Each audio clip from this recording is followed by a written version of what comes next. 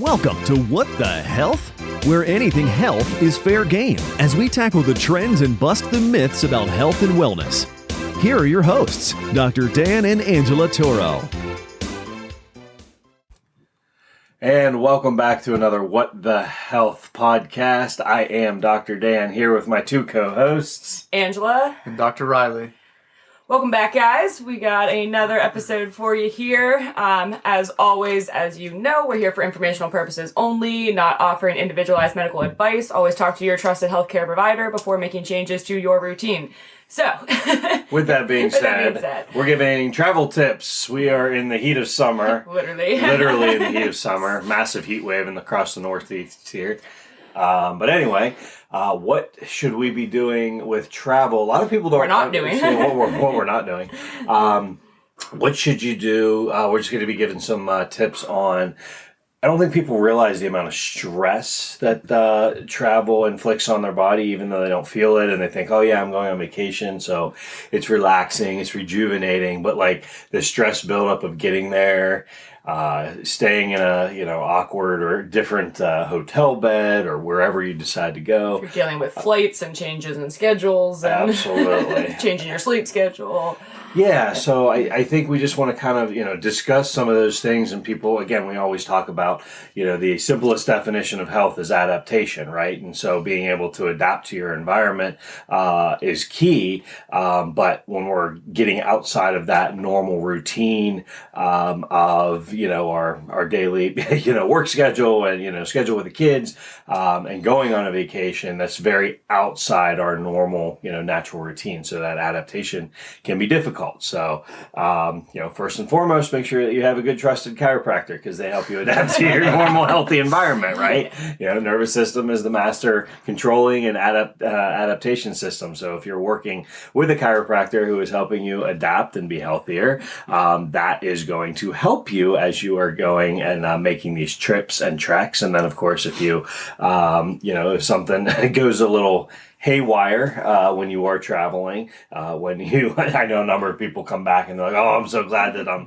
home so that I can see you." Yeah, I need my adjustment. Say again, we're not going to harp on that too much because we harp on it a lot, but making sure that you have a good chiropractor that you are working with, someone who measures the nervous system, uses X-ray technology that can really look at your spine and your nervous system, how it's adapting and how you can, be optimally healthy and in a good, healthy, adaptive state. So with that being said, what are some of the things that cause you stress when you go on, on your trips? For me, it's the food. I am not a snacker on a regular basis, and it just seems like when you go on, like all of a sudden you sit in a car. I mean, I can go all day without snacking, but I have a 3-hour car ride, and I'm like, "Ooh, I'm a little munchy. I need something." She's a Hoover vacuum. I need something to snack on. It's like you get bored. You just want to start snacking. That mindless eating, and then heaven forbid we go somewhere like you go with a group of people, and everybody brings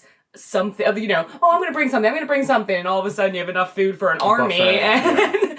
And the mindless snacking and just eating is what gets me. So and of course they're not healthy snacks. Oh no, I'd say our family has gotten better over the years, but definitely, especially with kids, I mean, stuff that I never had goldfish Cheez-Its, I'm like, ooh, this is delicious. Yeah, and then for a week after, I find myself there's Cheez-Its in the cart. I'm like, how'd those get there?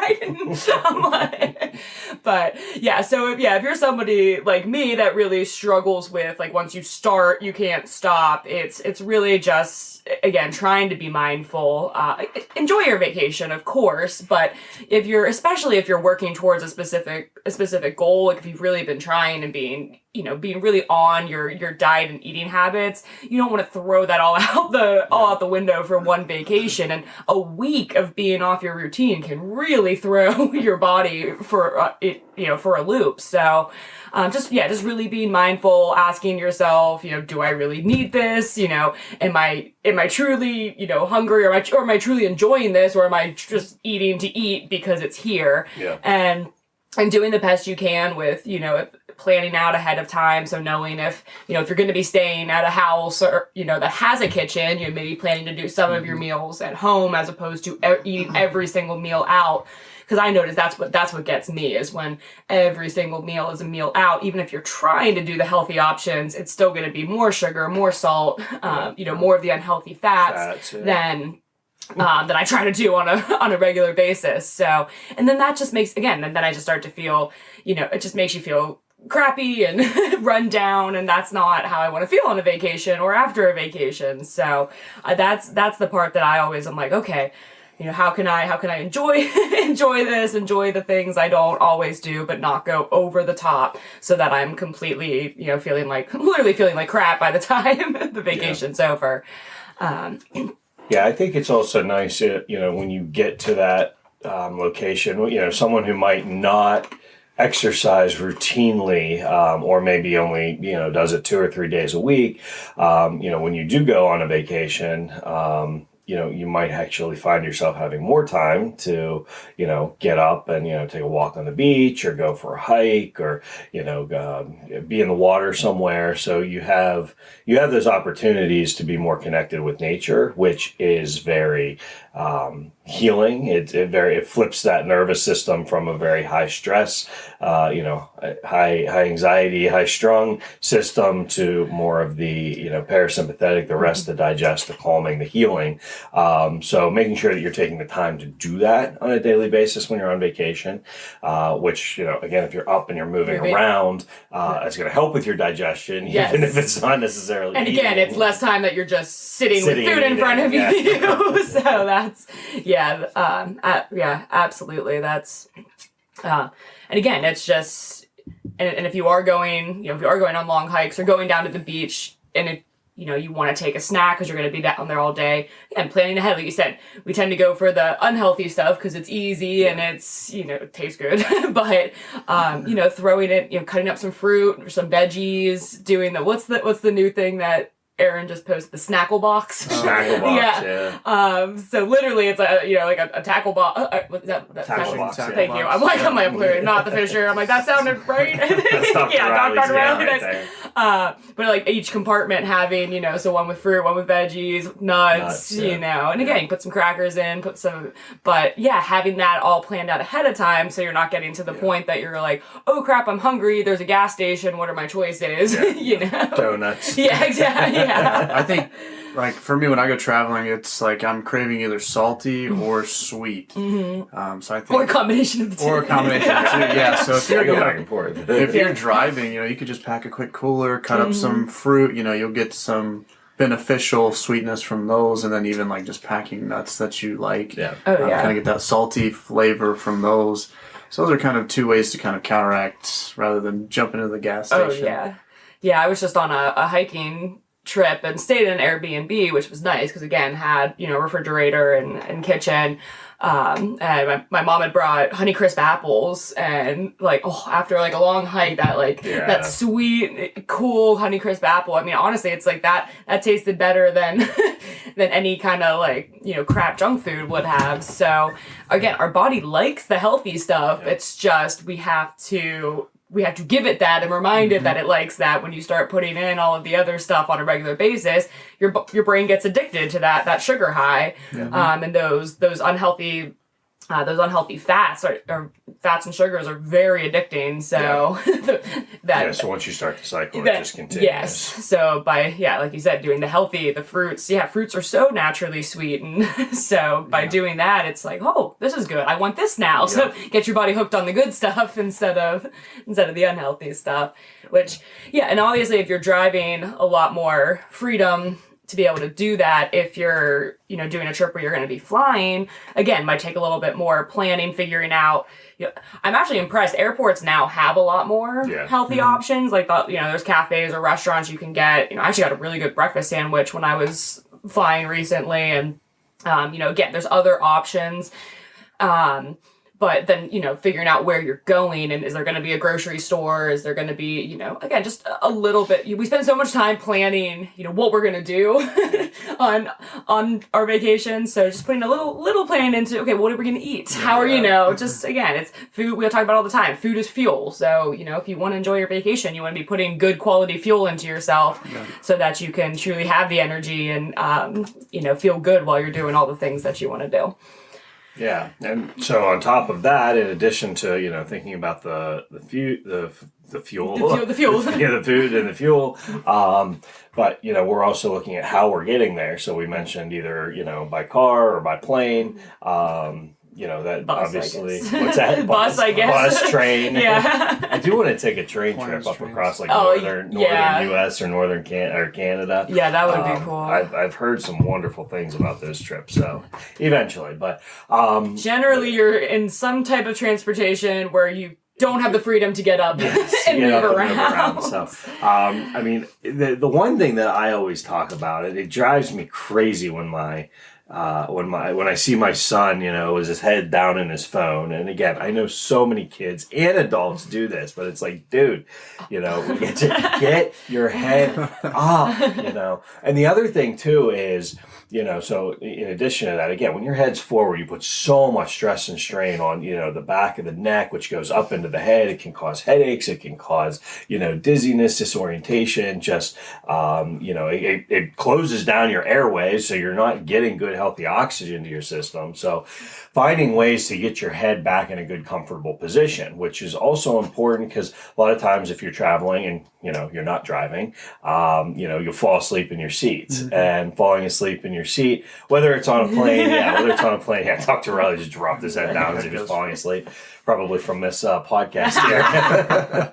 But yeah, I mean, if your head is like falling forward or off to the side and you don't have good pillow support, you could, even if you're there for 15, 20 minutes, like you could wake up and be in a massive amount of discomfort when you're in that very poor position. So if you're going in in a car, you have the ability to take your pillows, and we'll get to it in a second, which is nice if you're traveling to, a hotel or Airbnb or something that, you're not sure and what the pillow quality. Yeah, what the pillow situation is, and you do have pillows at home that you really, really enjoy. Having those with you when you travel is very, very important. It's always nice. We talked about this in a whole sleep podcast. Is I love pillows that are moldable. Some of those stiff pillows that are form fitting and they're designed to fit around your neck perfectly. And I'm like, nope, but every person is. If I could sleep on a squishmallow, exactly. That's basically what I want. Every person is has a little different physiology, and especially the mechanics of their neck and how it's related to their shoulder. I mean, my goodness, you go in and you actually measure collarbone to neck height ratio, and the length of someone's arm versus their torso. Like everyone's formed a little bit differently. So there's no one size fits all when it comes to pillows. So I love pillows, and sometimes those stuffed animals work as well. Yeah. It's like, I wasn't kidding. I would totally sleep on a pillows are a squishmallow. stuffed animal that you can fit and form that it props your head up. Especially if you're on a plane, because you don't get to recline as much. At least nowadays in cars, a lot of the cars have really nice reclining seats. Unless you're packed in with so much children stuff and luggage. that you can't. I remember the our, dogs are in our the beach back. vacations, your knees are up in your chest. It's like, okay. Well, that was just you, because we didn't like you. 12 hours, all right. Here we go. Here we go. We got everything in here that we need for the Are week. we having fun yet? Yeah. And then it was, you started whining like, "Oh, are we there yet?" And it's like, you were threatened to ride on the roof rack. Right. Sometimes that I might was have been like more that. Yeah, I was comfortable. like Stretch out up that there. might be. Yeah. But the pillow. Now, are you guys pro like those neck pillows you see a lot? I've always wondered if that's. I think it's better than nothing, especially if you're falling asleep and if you're going left or right. Obviously, it won't stop you from going forward, but does it help? Or does it kind of hinder your natural? Well, and again, I think that depends on the size of the person, because I think, even think of it like recliners. They sell these, thousands of dollars, these recliners that are so freaking expensive. But, they have like these, curvatures to them for your head support. But a lot of them, depending on your size and how you fit, it'll actually push your head forward with that back headrest. And when you're pushing that head forward, even just an inch forward puts a lot of undue stress and strain on that neck. So a smaller person using those, it might actually be pushing Yeah, their it head might in the actually wrong push your direction. it might actually push their head forward, because if it's too big across the back of the neck where it's supposed to fit like in the crook of the neck Yeah. and allow your head to come backwards, it might just be too big that U-shaped pillow is pushing your head forward. So Yeah, because I was never really a big fan of them. I used them once, but that's what I didn't like the way it felt in the back. Again, it was nice. It was nice to be able to, kind of kink your head to the side. But it always felt like I needed something else up, like behind the the top of my head then, or it was like I'm like, now I feel like the top of my head's not touching anything. Yeah. So, yeah, that's. You just gotta find that one that fits Fits, you. yeah. I mean, a lot of them are big and bulky, and that's not ideal. If you're covering the whole, backside of the neck, it's just gonna push that, that head forward, and that's not ideal. It's good for side to side, but it does kind of encourage the head going forward. Yeah. So again, it's finding what's the unfortunate situation if you're stuck in an airplane, especially. Again, cars, you have a little more flexibility, but an airplane, you're kind of crammed in a seat, and if you're on a long flight, at least you should have a little bit more of an opportunity to get up and move around, which I do encourage people to do. Absolutely. Not even getting into the whole blood clot issues, swelling in the legs, especially if you have a history with that stuff, you really need to be, up and walking around. And if you're not, I even find myself, if I'm in an airplane, I will literally, I will flex my legs, flex my calves up, point my toes down, flex my calves, pull my toes up to stretch them, I'll kind of just contract my quads, the muscles in the front of your thighs, almost like if you're sitting in your seat. I mean, this is really just, kind of good description here. If you're sitting in your seat and you go to try and get up, just pushing the your feet into the floor, that right there is going to contract the front of your thighs. And just by doing that a couple times, you're not moving anywhere. It's called an isometric contraction. So you're just, pushing your legs down into the floor. You're contracting, you're tightening the quad muscles, and then you just hold that for 3 seconds and then relax it. So you literally can be pumping your leg muscles while you're sitting in your seat. You can do, I always call them butt crunches, right? Yep. You can sit in your seat and you just kind of squeeze your butt cheeks together, as if someone was going to kick you in the butt and you were going to protect yourself from it. You just kind of squeeze your butt cheeks together and do your abdominal bracing. Yeah, do your abdominal bracing. So tighten up your ab muscles. And this is something that if you do not know how to tighten your muscles, if you don't know how to activate certain muscles, this is where working with Angela in our office, and again, you don't even necessarily have to be locally. She could do that over a video and talk and if we're saying all these words and you're like, what are you talking about? I have control of these muscles. Yeah, they're called voluntary controlled muscles because yes, you can. I can't control the sphincter in my my digestive tract.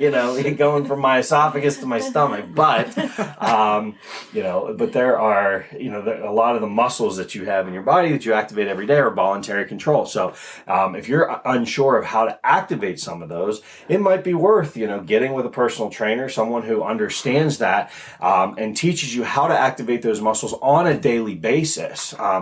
There's whole books on how to train and activate without ever lifting a weight, and you could be a very in shape, very defined muscular person and never have to lift a weight, because just by activating your muscles on a daily basis and holding for a couple seconds, you can do that while sitting. Now again, it's not ideal, but you can do that while sitting on a plane, and it's just kind of like your own little way to fidget. Oh yeah, I look ridiculous. When I'm I'm sitting there, I'm like, it looks like I'm checking myself out because I'm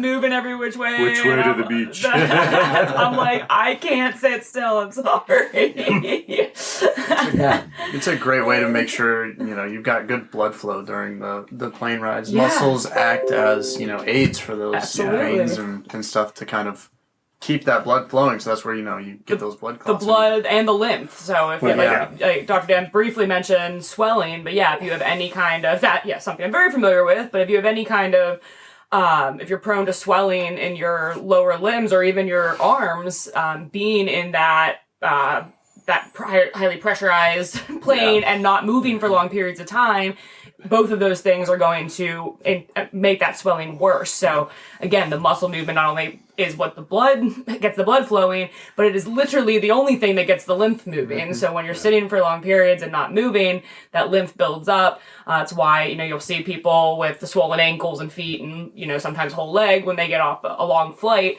So again, just by doing that, I'm always doing the, you mentioned, kind of doing the toe, the heel lifts. Yeah, but yeah, totally. same thing. If you can, obviously if you have something under the seat in front of you, it makes it harder, but I try to keep that seat clear in front of me so that I can actually fully extend my leg and even, contract and extend my foot so that, again, you're getting that calf literally pumping like you're pressing the pedal. Yeah. Again, I do that if I'm a passenger in a car, do that if I'm on a plane, and anything to just keep that moving as much as possible. Because the sitting for long periods anytime is not good, but when you're in that particular situation on a plane, it just makes it that much worse. Yeah, well, and again, before you get on a plane, I always find it funny. We're walking through the airport, and you come up to the terminal, and you've got all these seats Everyone's in front. sitting, Everyone's yeah. sitting. It's like we are literally going to be sitting on a plane. Maybe 2 hours, maybe Longer. 8 hours if it's a Yeah. long flight. Like when we're literally going to sit down. Like I shouldn't say never, but I rarely sit when I walk up to the terminal and then I'm waiting to board the plane because it's like, come on, we're about to be sitting. So I'll get down into a squat position. I will, just walk Do around. laps, Yeah, yeah. do laps around, the terminal, like just move your body, stretch out. People probably think I'm crazy because I'm just sitting there doing doing yoga positions. I had a long layover once. I whipped out my resistance bands. I started using my resistance band. People were looking. I'm like, I got 2 hours. I'm not gonna. What are you gonna do? You just sit there for 2 hours and then get on a plane to sit for another 2 hours. They were in my carry-on. I was like, all right, cool. So it's just getting creative and getting outside the norm because we have such a society built around sitting, as we're doing right now. Yeah, I was gonna say. We're gonna start doing active. Yes, we are. We're gonna do standing. Brought to you by Circuit podcasting. Training. Yeah. But yeah, it just it's so silly that we just we sit and then we get on the plane and we sit and then we go on vacation and probably lay around on the beach or something. And same thing with long driving trips. Like you stop, you run to the bathroom real quick, and then you're back. It's like back in the car, go. Yeah. It's like take that. Like a lot of those rest stops are really nice for a reason. Yeah. They have grassy areas. They have let the kids run around, let them burn off. Like why are they going crazy in the car? Because they don't want to sit for 12 hours either. So let them run around. Let yourself do some squats, do some lunges, do some jumping jacks, something to. It's and again, it's like if you look at civilization, pre-cars, right? Pre major public transportation. I'm watching the series The Chosen recently, which is just a biblical depiction of Jesus' life and his disciples. But it's like they literally walked everywhere. They, one of this, session, they saw the Roman guards were, walking along the path, and they, made Jesus' disciples carry their stuff. That was, one of the, the Bible stories. But it's like all of those people walked everywhere because you were only if you had a horse, you were really, really wealthy. You were in a wealthy family, so it's like you walked, and no one was overweight because it's not that food was scarce, but it was like you walked. We've talked about that before. You walked 15,000, 20,000 steps a day. I was going to say they wasn't it like 12 miles a day is like the average of an average person. Back in the hunter-gatherer, where you were just out and about, and you had to walk to get to your water, you had to walking to the market to get your food, and then carry your food back to the house. Like there was no such thing. And again, whether you had a bag or whether you had a cart that you pushed, it was like that was just the norm.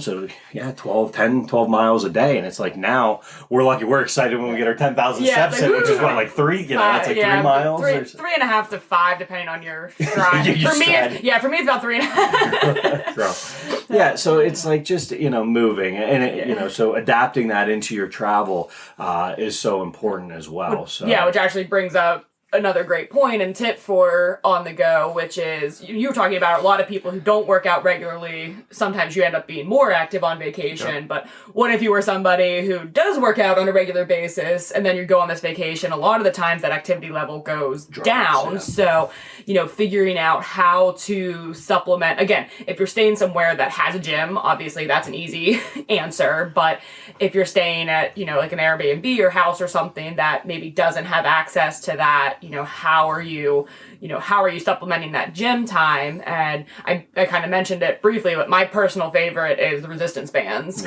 So I take, it's, literally a little bag. It doesn't take up any room in your suitcase, and you can get a full body. I mean, you can get a full body workout with just body weight, but I like that, again, especially if you're somebody who's used to working out with more resistance. Those resistance bands, you can get a head to toe full body workout. And again, it's nice too, because if you're somewhere that is nice, like I've done those workouts outside. If I've done them on the beach. I take my resistance bands out of the beach. I've done that. So it's in the airport, but it's so yeah, that's just such an easy way to make sure that you're still getting that resistance in, because, anyone who does work out on a regular basis knows, going a week, you're like, when you get back to it, you're like, okay, I'm like, how did it take me, 6 months to get to where I am? And now, like, after 1 week, I feel like I've lost so much. Now, again, a week won't completely decondition you. Yeah.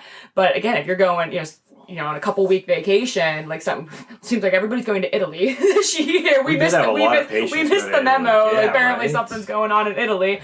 But yeah, if you're going away for a couple weeks, you just might want to make sure that you're supplementing that. If you're getting lots of steps in, that's great. But we're talking about the muscle activation is really good for blood circulation, lymph circulation. So just, throw in, you don't have to do it every day, but if you can throw in a couple, resistance band workouts, or, just some push-ups, some squats, something to kind of get those muscles going, makes a big difference and can really help counteract some of the, some of the additional vacation eating that you might be doing as well.